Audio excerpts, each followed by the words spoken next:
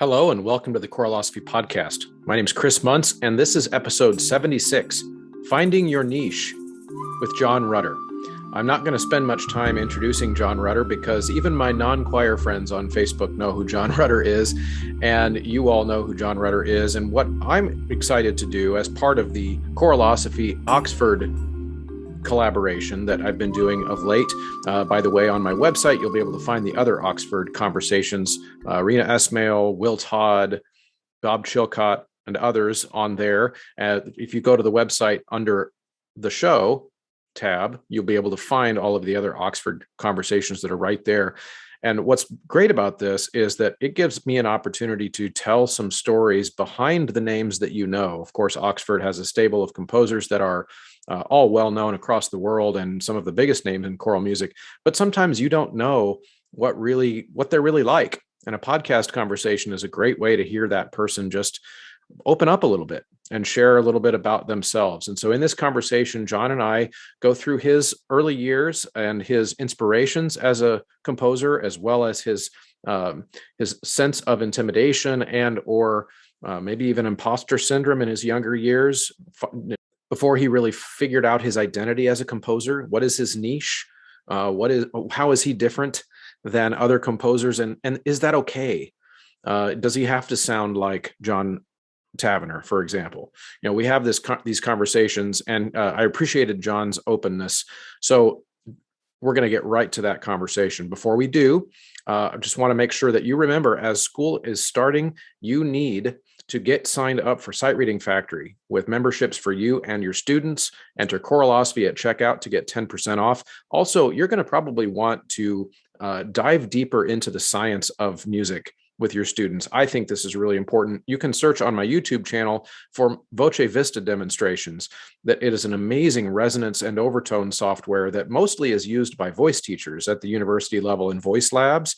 But I've found great ways to use it in a choir rehearsal, whether an online choir rehearsal or in-person choir rehearsal. So you can go to vocevista.com/choralosophy and download it for free and play with it for 30 days. If you love it, you can go ahead and pay the license fee and enter Choralosophy at checkout and get 10% off there as well.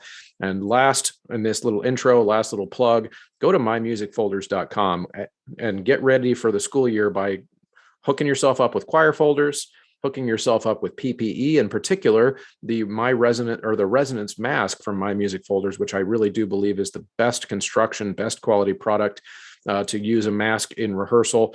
You can enter Choralosophy at checkout at that website as well. All of those promo codes go in and give you a discount, a little coupon reduction in cost, which helps you, it helps me, and it helps those great vendors over there. So again, I don't really need to introduce John Rutter, but we're going to jump right in and bring you this fantastic conversation with John Rutter. All right, everyone, I am here with John Rutter on the Choralosophy podcast on the next installment of the Oxford series collaboration. And I, of course, could not be more honored to have John Rutter on the show. John, welcome. Thank you. It's great to be talking to you. I'm excited to pick your brain a little bit today, and I appreciate you joining us. Now, is that I'm going to assume that is not a real library behind you? Well, no, it is a real library, but it's next door. Oh, wow. Okay. Just so that you and everybody else know, I am actually in my wife's study, and the real background behind me is her exercise equipment, including a hula hoop. And I have had various inquiries directed to me saying, do you really exercise, John, with a hula hoop? And the answer is no. So I thought that I would have a photograph taken of my room next door. And those books are genuine, and I have read and studied most of them at one time or another. That's wonderful. That much is real. Well, that's wonderful. I love the behind the scenes information. Although I will say, I'm sure hula hoop would be a great form of exercise for hip flexibility. You know, You may be right. For exercise, I content myself with conducting. and taking the occasional long walk with my wife, because we live amidst some rather lovely riverside country where you can walk for some miles. It's sort of flat here. You don't get much in the way of up and down. Oh, okay. But get some nice river views and some lovely waterfowl. I mean, we get swans and geese and ducks and herons and moorhens and various others, Egyptian geese, which are quite rare. And so that is actually my preferred form of exercise. And I'm afraid I leave it at that. But I slightly subscribe to the late Evelyn Waugh's theory that exercise is bad for you, because what you have is a certain number of poisons, floating around in your body. And if you leave them alone, they settle down in your legs and feet. And if you take exercise, all it does is shake them around, and that's really bad for you. And so I'm not a great taker of exercise, but the good thing about that is that I've never had to give anything up on the grounds of age. And so I have not so far suffered any painful retirement from a much loved sport hobby. And so I feel forever 27 on the inside, at least. That's wonderful. So you never had to give up basketball because your knees went out, or give up football because your ankles were twisted. That's none of that. When I left high school, I took a vow that I would never indulge in any form of competitive sport again, and I have pretty much kept it, unless you count conducting as a competitive sport, which I certainly don't, because I don't think I'm in competition with any other conductors. I agree, although I think many conductors feel differently, but I agree with your philosophy on that. We might come back to that a little bit later. That's so funny. I love that. So what I'd like to ask you first, and it's actually one of the questions that I love to start off as we begin a conversation on this show. I'm always interested in talking to people about what their, almost like in a comic book, there's always an origin story for a superhero. And so each choral musician kind of has an origin story too. Oftentimes it goes back to their childhood, some formative experience that they had that made them say, choral music is my vocation, it is my passion, and I'm going to devote my life to it. Do you have an experience like that you could point to? Well, all music is my passion, not just choral music. But Right. It is true that I started singing almost before I started playing. And the playing part of it was the old out-of-tune upright piano in my parents' apartment that had been left there by the previous occupants. It was a top-floor apartment, and I think having got it in, they couldn't get it out again, so they left it there. And I did start to play the piano before I could reach the pedals or read music, I suppose from when I was about 5 or 6 years old. But before that, I was at school, my first nursery school. I must have been 4 years old, and each day began with singing in that school, because in Britain, it's the very opposite of the US law that it's never actually been repealed, but it's not observed these days, that each day in school must begin with an act of Christian worship. And that was something that was enshrined in the 1944 Education Act, where they were looking past the end of World War II. And the state was worried about the fact that it needed all the many church schools around the country to basically hand themselves over to the government. And we had a very wise and far-sighted Archbishop of Canterbury called William Temple, and he did a deal with the government towards the end of World War II where he said, look, we will hand over all the church schools to you on condition that you build it into the curriculum, that there is an act of worship at the start of each day, and that at some point during each teaching week, there will be one scripture lesson of some kind. And the singing at the start of each day sprang out of the fact that it was like a mini church service. And so I recall singing All Things Bright and Beautiful, not my setting of it, but one of the familiar hymn tunes, and many other hymn tune favorites. There is a Green Hill Far Away, and oh gosh, oh God, I Help in Ages Past, and all that. When I must have been no more than 4 or 5 years old. And I got a school report, which my mother kept and many years later showed to me, which had sort of good comments on my reading, writing, and my beginnings in arithmetic and all of that. But when it came to singing, it said, John sings well if he sings softly. So I think I was maybe a little over-enthusiastic, but what I do remember about that early experience of group singing, and it was the whole school, see, I mean, the nursery school was not a large one, but I then went on at the age of 8 to a larger school, boys' school in North London. And again, we all sang. There was no negative peer group pressure against it. The school I went on to, Highgate in North London, was a boys' school, and somehow it was just natural and accepted that we all sang. And it started 5 days a week at 9 o'clock. And I remember thinking, I just wish the whole day was like this, that we could just carry on singing all day. I don't know why I loved it. It may have been something to do with enjoying something I was good at, because I was always hopeless at any form of sport. I can barely catch a ball to this day, and I couldn't then. It would usually go straight past me. And, I didn't enjoy team games. But the nice thing about singing in a whole school choir, really, is that you can contribute something as a member of a team, and you feel at one with all those people around you. So that feeling was implanted in my soul at a very early age. And it wasn't long before I knocked on the door of the school chapel choir and asked to be let in.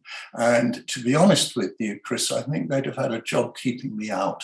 And so I sang not only with the whole school hymns at the start of each day, and that continued right through my high school years, actually, where we did observe that ordinance that had been passed in the 1944 Education Act.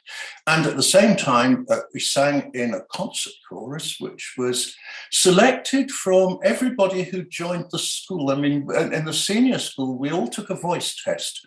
We entered the school when we were about 12 or 13 years old.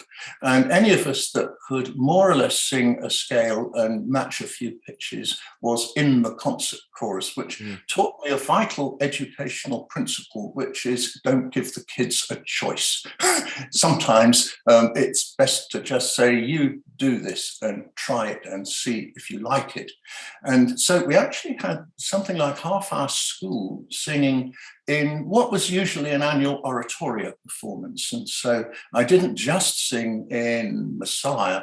I remember the first year I joined as a boy treble, we sang Haydn's Creation, which is a work I loved then, and I love it still. And next year, we sang the Bach B minor Mass. And it was at that point I started to think, there's more to music than I thought.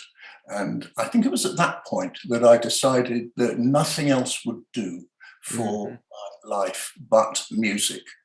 And we went on from there. I also was in the much smaller chapel choir. Maybe there were, 30 of us in that group.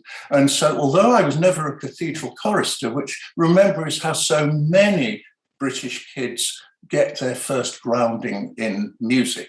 Those who go on to be professional musicians, that is. I mean, if you'll find ever so many who started in the cathedral choir. Well, I didn't, but in my school chapel choir, we got to sing a lot of the same kind of music that we would have sung if I'd been in a cathedral choir. And our chapel was taken quite seriously at school. We actually had to turn up on a Sunday, although it was a day school, and Sunday was not a school day. We had to be there for a service that was held either a morning worship or an evensong. And so we got to do pretty much most of the liturgical music that was within our grasp. And so I would say I had a very thorough grounding in choral music. I did also play fill-in piano in the school orchestra, but I never had any great instrumental proficiency, I'm afraid. In the junior school, our whole class had to do descant recorder. We got handed those little plastic recorders, and I'm afraid that's as far as my woodwind studies ever progressed. And as far as strings is concerned, it's an unfulfilled longing. I was considered to have a good ear, and so it was my job to tune the stringed instruments before the class as the kids filed in one by one and handed me their violins, violas, and cellos. And I would kind of put them into tune for them. But that was as far as it went.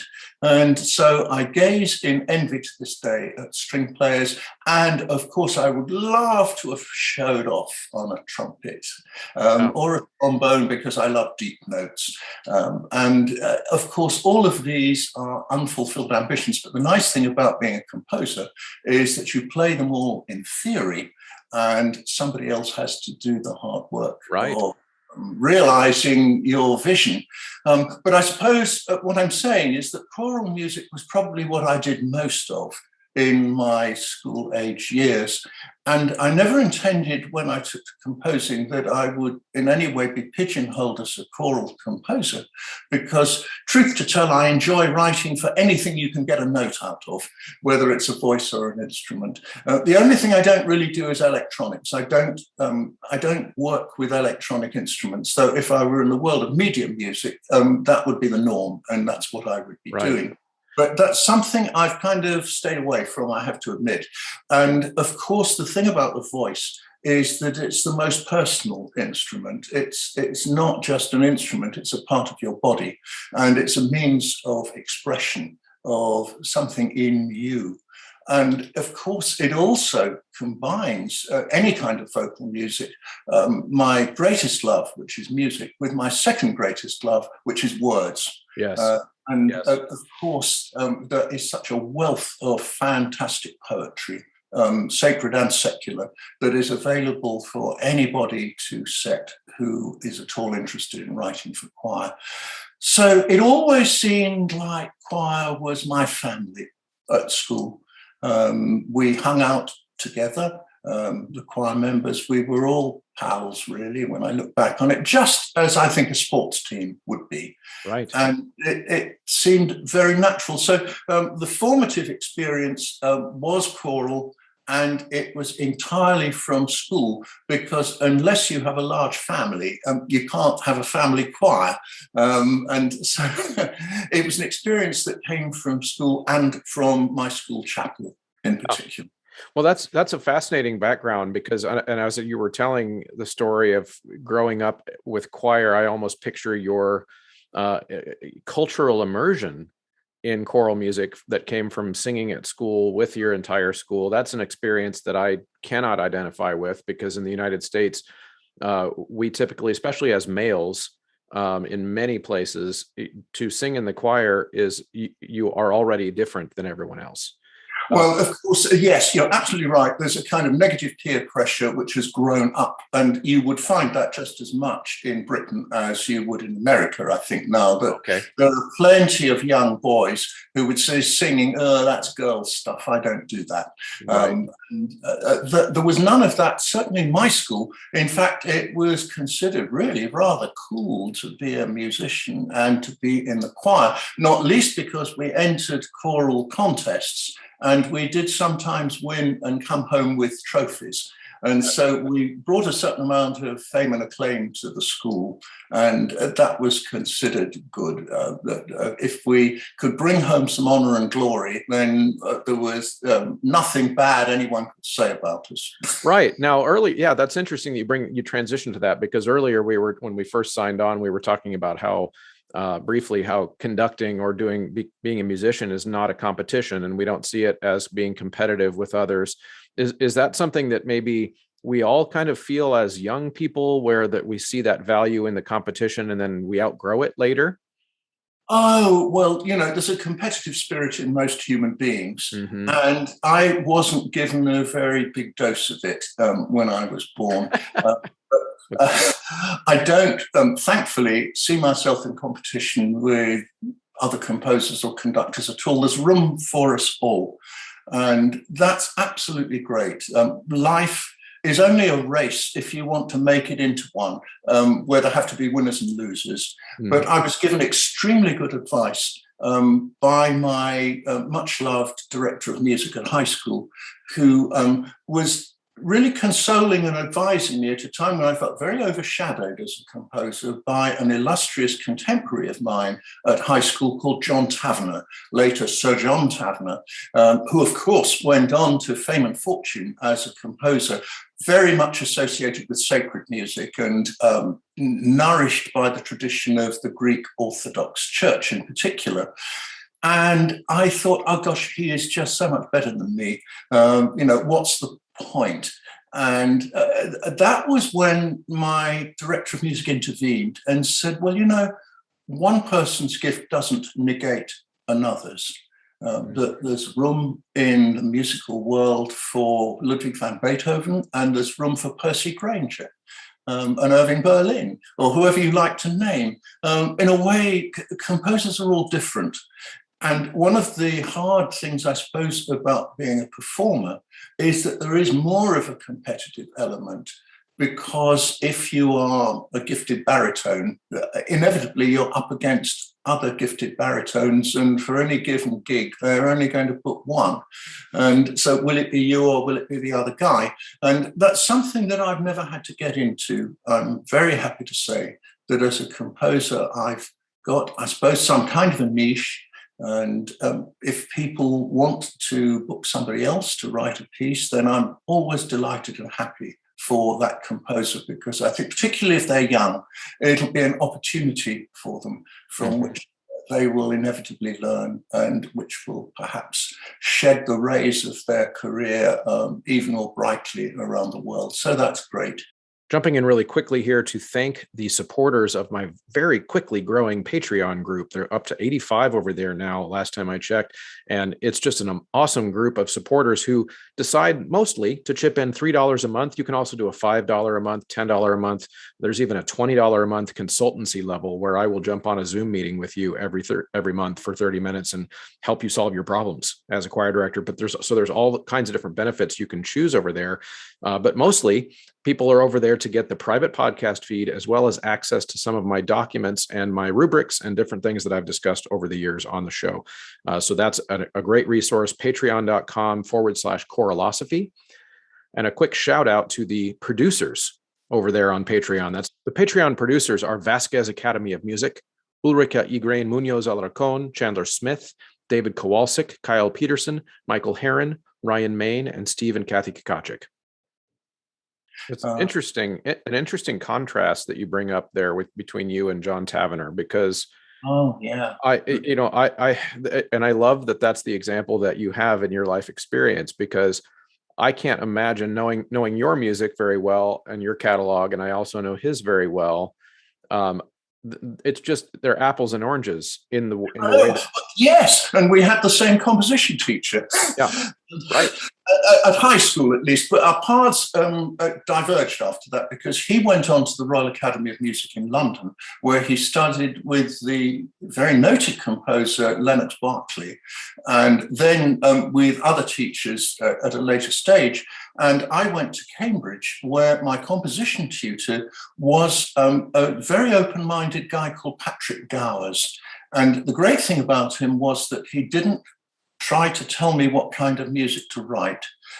This, remember, was the mid-1960s when the avant-garde was in full flood and exciting new sound worlds were being discovered by composers, and an awful lot of tradition was being very deliberately overthrown and cast aside because they said, no, we've got to take new directions. When I mentioned Pierre Boulez and Karl-Heinz Stockhausen, Elliot Carter and so on, you'll know what I'm talking about. And as a private music lover, I'm always interested in the cutting edge. What's new? What are these guys up to? And of course, I use guys in a very gender inclusive term because we've got so many more wonderful female composers that we were hardly aware of when I started. Okay, but if I've got any gift at all, it's not for writing that kind of music. And I was kind of allowed to do it. Nobody stopped me or tried to force me into a mold. And if you've looked at, for example, the history of serialism, 12-tone music, it was hailed as a new dawn by Schoenberg in the 1920s. And he said, I think I have invented a system that will guarantee the dominance of German music for the next 100 years and beyond. Wow. Well, there we are for an inaccurate prediction because it seemed to take over the compositional world of what you might call concert music and opera, that kind of thing. But then it faded. And goodness me, it's gone. So I'm really rather glad I never espoused it at an early stage and that I was just left free to write the kind of music I wanted to write. I remember a conversation with Richard Rodney Bennett, a very noted British composer and very versatile one. And he said, well, all that early stuff I wrote, that's all serial and nobody's ever going to do it. It's kind of like having written a lot of novels in Esperanto, in a language that's just not come into general use, or it's passed away from it at least. And I never had that particular burden of a life's work behind me that was more or less written off. Yeah. And so that was kind of fortunate. So I sailed through really greatly blessed by the good advice of not worrying about John Tavener or any other hugely gifted contemporary, nor was I encouraged to worry about what was the approved compositional style of the moment. And I was allowed, as the saying used to go, to do my own thing. And that's what I've been doing really in all these many years. Now, you mentioned earlier that your music might fit in based on your compositional style. You have a niche. John Tavener might have had a niche. Every composer has, in some sense, a niche because they have their own musical language. That even if they try to vary the styles and they vary the instrumentations over the course of their career, you're still writing with your own voice. How would you describe your niche? What is the John Rutter niche? Well, there's what I'm known for, and there's what I have actually done, which is somewhat more than what I'm known for. Okay. When I occasionally wrote music for television, I've never written for the cinema, but I've written for television a bit. If it's drama or historical or that kind of a thing, then my whole stylistic palette is broader than what I'm known for, I think, in choral music. In the world of choral music, I suppose people would use the word melody at some point if they wanted to associate something with me. And that actually leads me to believe, and I've only come to this belief in recent years, that I think I'm actually 50% composer and 50% songwriter. Because the thing is, if I was a composer working in the accepted current styles of concert music, and I'm thinking of people like Nico Muhly or Philip Glass or any of those, John Adams, nobody would really expect me to write a hummable tune. On the other hand, if I was a songwriter, like the great Stephen Sondheim, still happily with us, then my goodness me, he's written some wonderful tunes. And that's what you expect from a songwriter. That it's not a sin for a songwriter to put a key signature at the start of a composition. And so I've always felt that melody is important. And I've said this on quite a few occasions, but anytime up to the late 19th century, you wouldn't have lasted 10 minutes as a composer if you didn't have an outstanding melodic gift. Think of all those guys, Mozart, Beethoven, Haydn, all of them could write fabulous tunes. Now, they could do a lot more than that besides, but the time came, and I think Stravinsky was the first to actually say this outright. He said, "I lack the gift of melody." But my goodness me, it didn't stop him being Stravinsky. When he really wanted a tune, he often borrowed one from Russian folk music, and that was absolutely fine. But think about the revolution that took place, I suppose, at the start of the 20th century, where composers began to explore things other than melody. Texture, orchestration, tone colors, new structures, new links between music and the other arts. And it was almost as if melody kind of crept out of the room. And what, of course, happened was that it took refuge in the world of operetta and the musical theatre. But it had already happened, you see, by then, even going back to the second half of the 19th century. Johann Strauss the Younger couldn't have written Tristan and Isolde, and Wagner couldn't have written the Blue Danube. They were already diverging and different paths, different kinds of music. And in the 20th century music, of course, I've been exposed to a great deal of it during my life. I would say that I have an equal admiration for composers who you wouldn't think of as melodic, but are fantastic composers. Really all the usuals, Stravinsky and Debussy and onwards and so on. And at the same time, I've always had a great attraction for the songwriters. And first among those in the 20th century, I would actually place the American songwriters who wrote for the musical theatre, that extraordinary American art form that couldn't have happened anywhere else because it represented a melting pot between European opera and operetta on the one hand, and the kind of local American forms of ragtime, jazz, blues, folk music, and so on, that all came together in one glorious kind of new art form that was not like anything that there had been before. Mm-hmm. And so I learned a huge lot. And of course, it's so interesting that it's okay in America. It was okay for composer like Aaron Copland or Leonard Bernstein to be both. They both had a melodic gift and all the kind of structural and textural gifts that you need as a composer.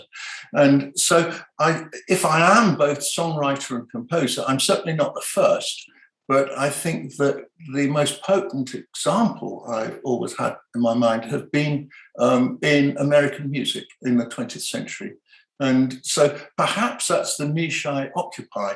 The people who probably tell you that my music does sound very English, and well, I grew up, that's my native soil. I grew up in England, but at the same time, music is international, and I've always looked to wider horizons. And I think it's no accident that an awful lot of my first professional opportunities came from America more than from my native land. And at one time, I sort of often thought, well, gosh, I could really very happily live and work here. I didn't make that break for personal family reasons and all of that. But at the same time, I know that I've been nourished by the heritage of American music. And let's call it cultural appropriation, please, because it had a much better word, which was cross-fertilization, that musicians all learn from each other around the world. And that's what makes music so rich and wonderful. And so I think if I'm in any sort of a niche, that's probably it. Writing for choir, you do have constraints that don't apply if you're writing for an opera company or for orchestra, because for the most part, both of those are professional type operations. And whereas we would have to say that the majority of choirs are made up of students or amateurs or children, volunteers of one kind or another. There are, of course, professional choirs, the radio choirs and so on, in various European and Scandinavian countries, and one or two like that, sort of paid professional chamber choirs in the United States as well. But the center of gravity of the choral world is probably with children, students, and amateurs of one kind and another. And of course, because they haven't all had the same intensive musical training that a professional violinist would have had, and they can't all necessarily even read music to a very advanced degree. You actually have to work within those limitations while always looking to see if you can stretch them just a little bit out of their comfort zone. Absolutely. So does the melody then, for you in your compositional process, does the melody come first? Is that the first thing to go onto the paper? Oh, that's very hard to say, because the process is different with one piece and another piece. That generally I would agree absolutely with what, I think it was Mozart's widow who remarked this about Mozart when she said that for Wolfgang, the beginning was crucial, just getting the right starting material. And it might be just a little motif. It might be like the opening of the Beethoven Fifth Symphony, which is only two notes, but in a very distinctive rhythm. But out of sometimes quite small germs, which may be melodic or shorter, in which case we'd say they're motivic, that's what the whole composition will grow from. You know, out of the acorn grows the mighty oak. And so, yes, my first ideas are often melodic. And it's interesting that even in a work, an early work of mine, the Gloria, which gets done quite a bit, the melodic ideas come from Gregorian chant, which I played with very considerably. I took one of the melodies associated with the Gloria text and played with it. I turned it upside down and backwards and stretched it out. But it actually underpins all three movements. So that had a melodic origin, but the melodies, of course, were 1,000 years old. I didn't think them up, but I just manipulated and worked with them. Right. I'm going to send us in a slightly different direction now, a little bit more philosophical. Mike, what I'm really curious to hear you kind of reflect on with us a little bit is that you've had this long and storied career, and I'm not calling you old, but you've been doing this now for a long time and been notable within our choral sphere for a long time, and of course. Sold a crap ton of music, and I'm sure Oxford loves you for it. And then the pandemic happens at this stage in your life, and things probably paused in ways that you're not used to. How do you continue to have a why, and draw motivation to press forward and continue making music? Where does that come from? Well, I think I was better prepared for the pandemic than most people, because composers work in isolation anyway. True. Yes. But we're used to spending long periods on our own. And like a swimmer who's underwater for some of the time and then pops up and just takes a look around, that's a composer's life. So the composing part of me wasn't really affected. What was affected was the conducting part of me and the music making, because as a conductor, I felt as if my right arm had been cut off. Suddenly, the conducting I do it is sprinkled throughout the year in patches in quite a number of different countries. And I don't think I realized how much I would miss it until I wasn't able to do it. All of a sudden, just cancelled dates in my calendar everywhere. And only now is that starting to return. And my goodness me, I'm relieved to have it back. As a composer, I suppose in the long term, you don't want pandemics to continue for terribly long, because there's no point in writing pieces that are not going to be performable by groups. Mm-hmm. I have taken to writing some solo literature. I've just written a guitar suite, for example, and I did a piano album of transcriptions of some of my choral pieces, things that just one musician can do in isolation. And so that was not exactly a new direction, because I've written solo music before, but let's say it was an opportunity. I think my heart bleeds for people who are in the musical profession and entirely geared towards performance, because your lifeblood is cut off, and what do you do? And of course, there have been many resourceful answers that musicians have come up with. Some have painted their garages, and just taken advantage of the spare time to clear the attic. And there's generally the kind of chores you don't really get round to in normal times. And of course, that carries you through you can motor on with that for a few months, but there then comes a point where you think, well, what do I do next? There's been quite a crop of memoirs from senior musicians in the last year, which I've enjoyed reading, because that's the perfect lockdown project, really. But in the end, of course, musicians can't be cut off from their brothers and sisters in music. It's not right, and it's not a natural state of being. We are all nourished by each other, and it's not just the music making as a group that binds us, it's the whole social aspect. And I would say that that's particularly true of choirs, that you make friends in a choir, you bond with the people around you. They are often transgenerational, which I think is a very healthy thing. It's not like just having your high school year meet for a reunion, because in an orchestra or in a choir, you will get people of many ages, many temperaments, many political beliefs, many different sorts of life story. And I think that's absolutely perfect as an extended family. That's what we all actually need in our lives, because you can't just mix with people of your own age, mm-hmm. and or own beliefs. It's called the echo chamber syndrome, isn't it? Where you only ever meet people who think exactly like you do. And that's bad for us all, right. For our open-mindedness, for our ability to debate and discuss and disagree agreeably. And of course, the symbol of that is once a choir starts singing, all their differences melt away. And you become one.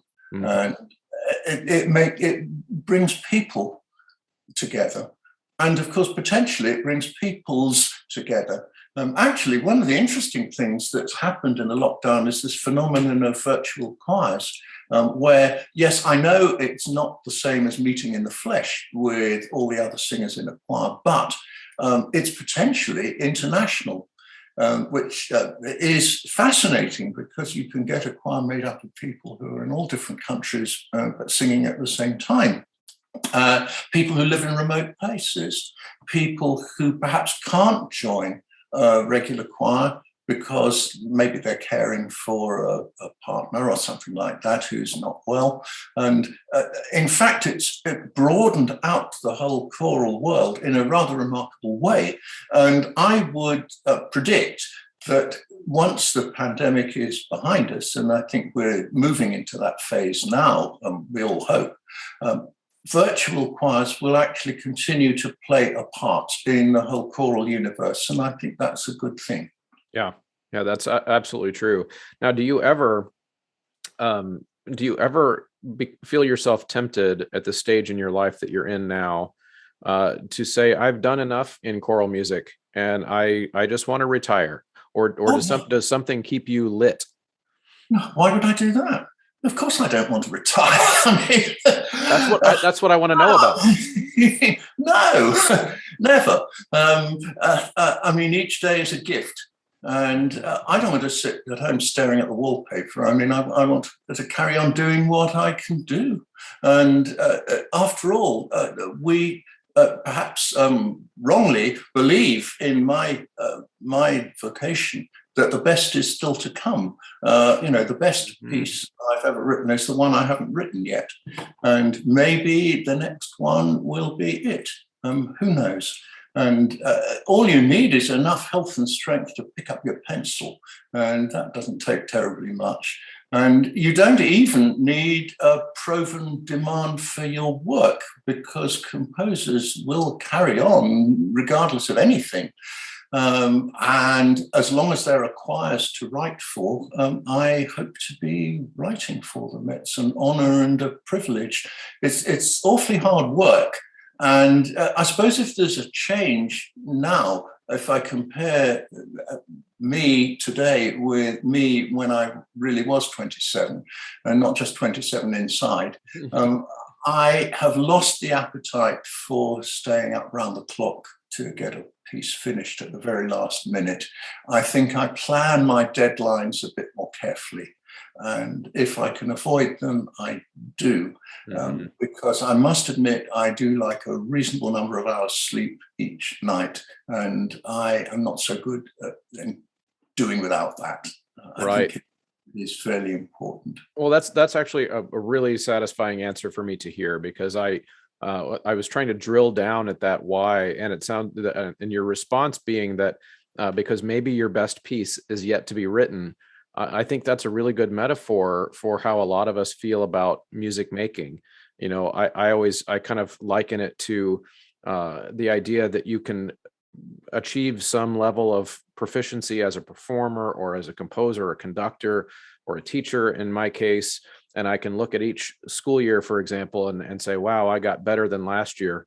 I did my job better than I did last year, but I could do one more thing.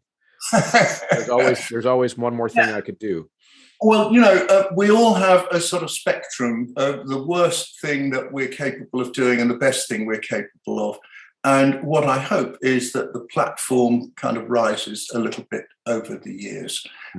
And we do learn from our experiences. We do learn not to make some of the same mistakes as composers and conductors that we once made. And if we're going to rise just a little higher, well, I always like to say that's in the gift of St. Cecilia, the patron saint of music. And of course, we all know that she's a very capricious lady, and she flies around the earth and sprinkles her fairy dust just wherever she wants to. And she sprinkles it on the deserving and sometimes on the undeserving. And she sprinkles it on nice people. Most of the composers and conductors I know are very nice people, but occasionally she sprinkles it on somebody who is slightly horrible.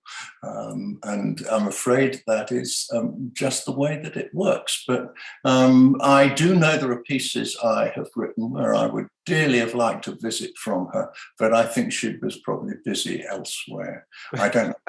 She's able to be at once. I didn't get much fairy dust for some of the things I wrote, but I'm not going to tell you which ones. That's great. That's great. So why, I've got kind of another philosophical question, and I know you've been asked something like this before, but why does the world need us? Why does the world need choral musicians, and in a way that is maybe more than just a frill? Well, okay, we all need music. The world needs music. And the thing about choral music is that anybody can participate in it. Anybody can't be in an orchestra. You have to learn an instrument and you have to be able to read music to some level first. And so choral music is a wonderfully inclusive form of music. So the question really is, why does the world need music? It's a fundamental human impulse, and I find that very hard to actually pin down. But we are all born wanting to sing, and some of us have a better singing voice than others. we all want to enjoy rhythm, and some of us have a better rhythmic sense than others. But not everybody is going to respond to music. That's one of the hard lessons that you learn in the playground or soon after, that it's something that calls to perhaps the majority of people, and I wouldn't like to put figures on it, but you have to just say it doesn't call to everybody. But for those it does call to, it's an expression of what makes a civilization civilized, I think. And more basically than that, even pre-civilization, it's an expression of ourselves, a part of ourselves that we can't put into words. And that is so tremendously important, because every human craves expression. And some of us are not very good with words, and yet we can express ourselves with music. And some of us are not very good at social bonding, but in music, we can bond with others and come together. And all of that is so important. Music is a symbol of harmony. It's an obvious thing to say, but there is so much discord in the world, perhaps more than ever, because it gets amplified by social media. Yep. And that's the dark side, unfortunately, of the great technical advances that have come our way from computer science. And in a sense, hatred, grievance, dissent, all of those have become potentially more confrontational. And as we sit in our own rooms and follow social media or type our messages, which may be kind or they may be very unkind, we are atomized. That I think okay, computer science and social media and the internet have both brought us together, and yet they have driven us apart. And I think the great thing about choral music is that it symbolizes togetherness and harmony, where you leave the disagreeable parts of your personality at the door, and you just focus on something that's a group endeavor. And there's no real way of describing to somebody who hasn't experienced it the extraordinary high that you get from making music together. It makes you feel better is such a cliche. It's an understatement. At a very profound level, it does make you feel better. It makes you whole. And if a rehearsal, even a mundane rehearsal for a work that you're learning, a Verdi Requiem that's a few weeks down the track, if you've had a good rehearsal, you will leave that rehearsal walking on air, no matter how many troubles you were carrying on your shoulders when you walked in. And that, in such a troubled world, is a very valuable thing, particularly now that we've got the pick of all the world's bad news. And that's quite hard to cope with. I mean, musicians are often sensitive people. And when we see what's happening with a famine in Africa, or some terrible war that's going on in a remote country, in Afghanistan or something like that, we want to do something about it. And are we actually carrying a heavier load than any previous generations have been asked to carry? I think we are. Yes. And music is more than escapism. It's affirmation. It's a way of saying that's not all that there is in the world. There is also love, and there is harmony, and there is genius. And, genius is the little bit of yeast that makes the dough rise of lumpen humanity. And again, it's very hard to describe, but you know it when you encounter it. And it transcends gender, it transcends time, it transcends place, and it continues to speak to us. And one of the important ways that genius does speak to us and raise us up is through music, which is one of the purest of the art forms. And so I stand by it. as a pillar of our humanity and our civilization. That's wonderful, and there were so many really important insights in that response. And one of the things that I'm hearing, and I pull out of that, is you've almost created a dichotomy, setting social media and choral singing almost at opposite ends of the spectrum, and how they cause humans to interact, which I think is a really profound insight. When we sing together, when we make music together, it creates a social and an emotional lubricant for us to almost like a cog in a wheel that needs to be greased. Like, yes, it creates that, whereas social media almost puts sandpaper between the wheel and the cog. It causes the opposite problem. And so when we think about, it can do. It certainly can do. Mhm. And that is such a shame. Yeah, absolutely. No, I think that's a wonderful bit of reflection on that topic. Before we run out of time, I'm also interested in hearing a little bit more about some things that you've been cooking up during the pandemic, and you've got a new thing called choir guides. Tell me Yes. tell me about that. What's going on with choir guides? Well, it's something that's been in my mind for a number of years, that I have gone out and done singing days on Saturdays as a volunteer thing for anybody who invites me. And I have realized that there's a huge untapped potential, really, for people who love choral music but are a little shy of joining a choir, or who have joined a choir but feel a little embarrassed because they're not great music readers, and they perhaps feel that, oh dear, I'm not as quick as I should be with this. And I thought, well, a way I can help them, and I'm certainly not the first, is to create a choral learning app where you can listen to a choral piece and hear it complete as a performance done by a 9-voice group is what I've used, 3 sopranos and then 2 of everything else. And at the same time, if you want to single out the second tenor part, you just hit the second tenor button and you hear the second tenor part highlighted, and the other parts melt into the background. They're still there, but it's like the second tenor is singing right at you. Uh-huh. That's a way, I hope, of encouraging people to learn their part before they go to rehearsal and save the conductor's time, and possibly strengthen their music reading, because the score rolls by as you hear the real human voice singing. And with a bit of luck, you can build a stronger association between the dots that you see and the notes that you hear. And of course, the earlier choral learning apps tended to not use human voices, but to just have vocal parts played on a keyboard.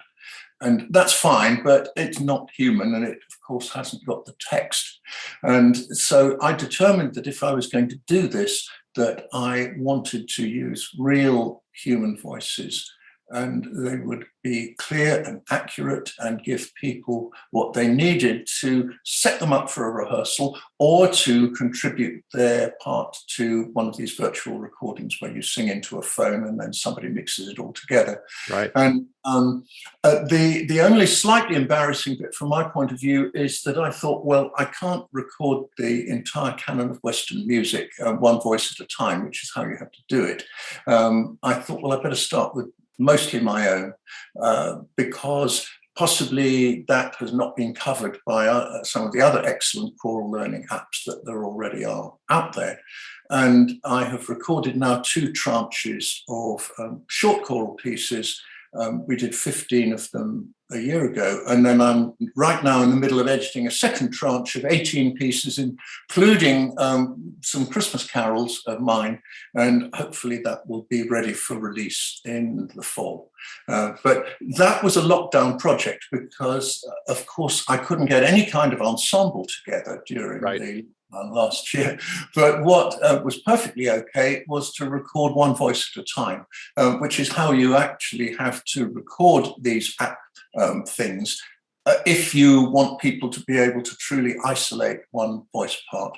And so I had a procession of singers come into my studio last year, and with headphones on and the accompaniment track, they would sing with crystalline purity and accuracy. I'm going to compliment them. And you then have to just piece it all together. And that's something that I enjoyed. Also a lockdown project, because it's just in my little production studio next door to here. Yeah. And I've enjoyed doing that. I hope it'll be useful, is really what I hope. And not just while this pandemic continues, but long after, because there will always be people whose love of singing in a choir is not necessarily matched by their sight reading ability. And I hope that this will strengthen them along the way, and also save their conductors a few headaches. That's great. That's great. Now, is that sorry, go ahead. Yeah, no, that sounds like an awesome idea. Is that an independent project of yours, or is Oxford involved in that at all? Oxford were not involved. No, it's an independent project, though the music, given that it is mostly mine, is actually published by Oxford. Mm-hmm. And so they've been involved to that extent, and very supportive and encouraging of it.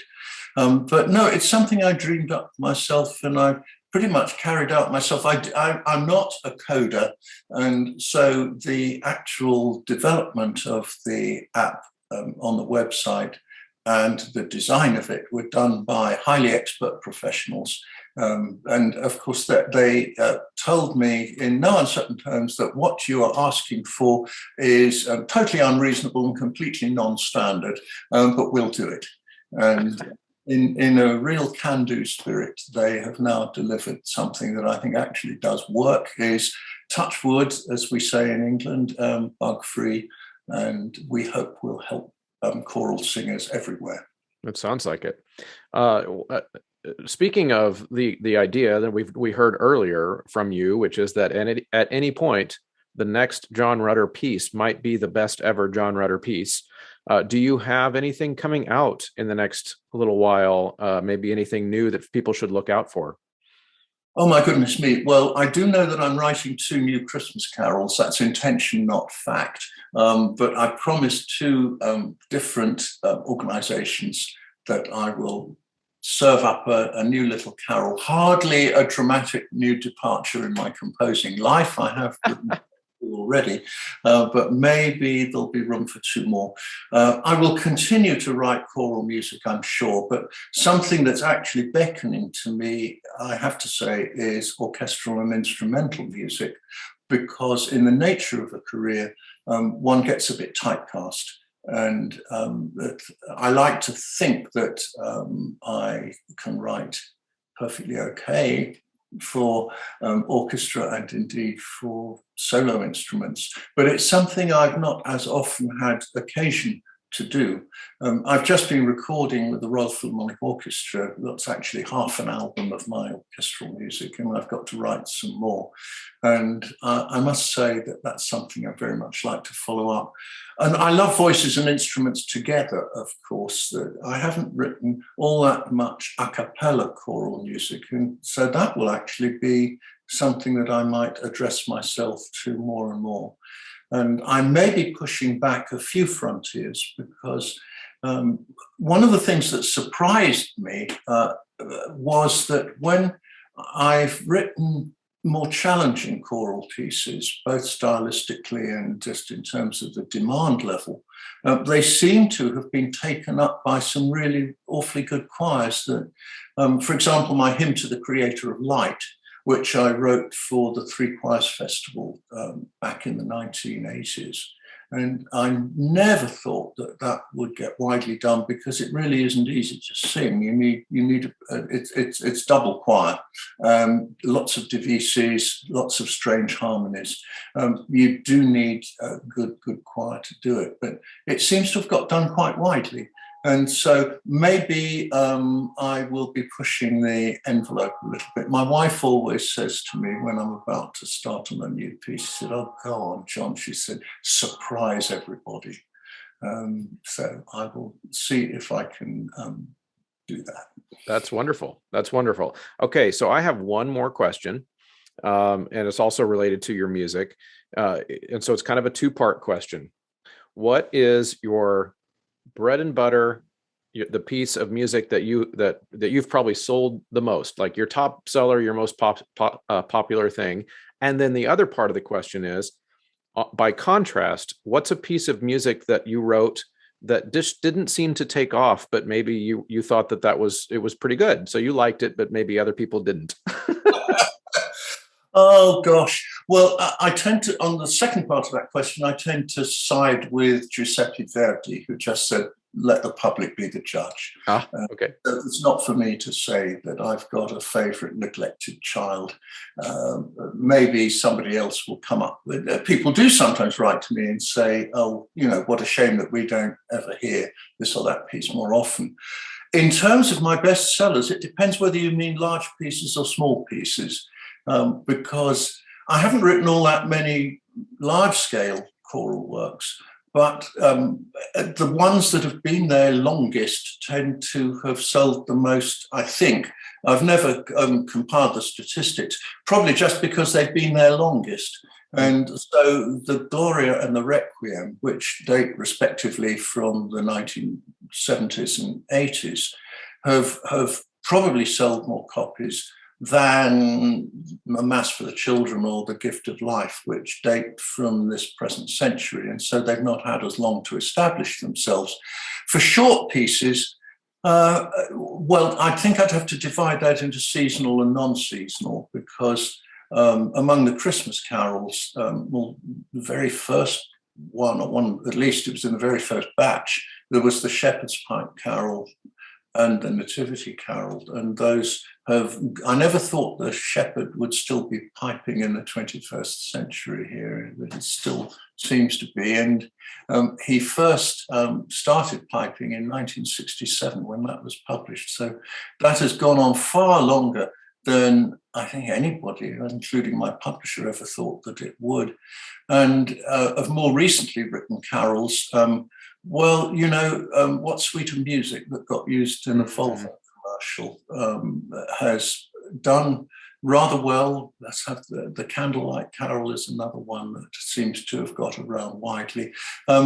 Someday I'll sit down and actually do a statistical compilation of non-seasonal pieces. The ones that I tend to keep hearing about are The Lord Bless You and Keep You, which has been done on, I think, 3 royal occasions now, For the Beauty of the Earth, which was performed, I remember, at our late Queen Mother's 100th birthday celebration in St. Paul's Cathedral, and of course has been done on lots of other occasions as well.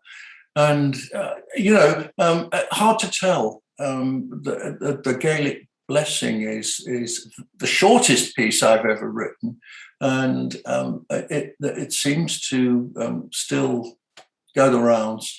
But none of us know why some pieces prosper and some don't seem to. It is always the case that a good public occasion that gets widely witnessed will do a lot for the spread of a piece. Yes. I think once The Lord Bless You and Keep You had been done on a royal occasion, I think it then sort of picked up in sales after that. But I don't actually follow all this terribly carefully, because as a composer, you just cast your bread on the waters. We do your best, we all do, with each and every piece that we write. And we tend to be philosophical about their destiny after that. It's a cliche, but I think it's true that your compositions grow up and leave you. You always feel attached to the piece you've just written, and you care about it. And then after a certain point, it really becomes public property, that it's for other people to make of it what they will. And I think I'm probably quite in line with other composers when I say that I always hope that anything I've written will get a good first performance, and because people form their impression from that. Yeah. And of course, sometimes you can recover from a bad first performance. I mean, Bizet's Carmen was roundly condemned by all the critics, and it was booed and hissed in 1875 when it was first done. And of course, it's become one of the world's best-loved operas. And so it recovered from a bad start. But once a piece has got launched, then you have to just let it go. And if it does well, that's a bonus. And if it doesn't do well, shrug and go on to the next one. That sounds very fair and very healthy. Well, John, I appreciate your time. This was really fun to hear your thoughts and your reflections on some of these issues that you live, that are your life. So thank you for spending the afternoon with me.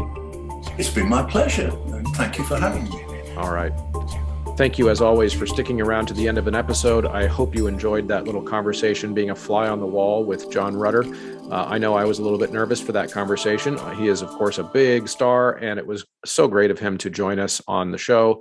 Although I have become a little bit used to talking to pretty famous people on the show. There's something about John Rutter, of course, being a choral legend my entire lifetime, and I'm old, so that was awesome. And I enjoyed learning a little bit more about the person behind the music, which is really what I hope to do on all of these Oxford episodes, is bring you the person behind the music. Yes, their music is great, and yes, I'm sure it's awesome if you use his choir guides, or it's awesome if you buy one of his pieces of music, but that's not really the point. I want you to understand who these people are.